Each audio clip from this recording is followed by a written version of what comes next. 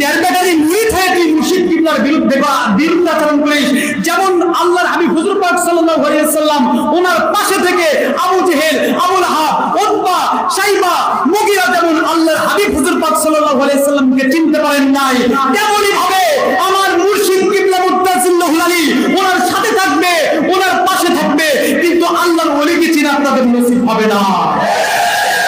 তারা পাশে শুধু থাকবে কিন্তু আল্লাহর ওলিকে চিনতে পারবে না।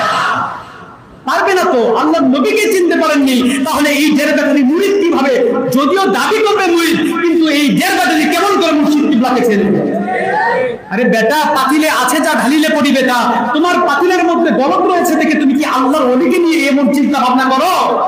একজন আল্লাহর ওলি পুকুরের পাড়ে গোসল করতেছিলেন, এই গোসল করার সময় আল্লাহর ওলি চিন্তা করছেন ওই পাশে যে ব্যক্তিটা গোসল করতেছে সেও হয়তো আল্লাহর ওলি হবেন, এই জন্য করে রাত্রে বেলা গোসল করছে, তার ফরজ গোসল রয়েছে, এই জন্য সেও ওই পাশে গোসল করছে, এমন চিন্তা করছে আল্লাহওয়ালা। আর ওই পাশে দিকে চিন্তা করছে ওই চোর, চিন্তা করতেছে যে আমি যেমন চোর তেমনই ভাবে ওই পাশে যিনি গোসল করছেন তিনিও চোর। কথা বলেন ঠিক কিনা?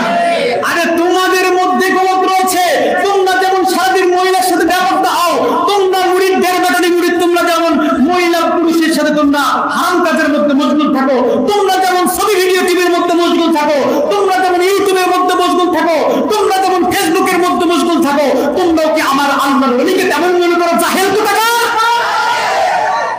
তোমরা চিনো নাই, আল্লাহর ওলিকে চিনো নাই, তোমাদের নসিব পড়া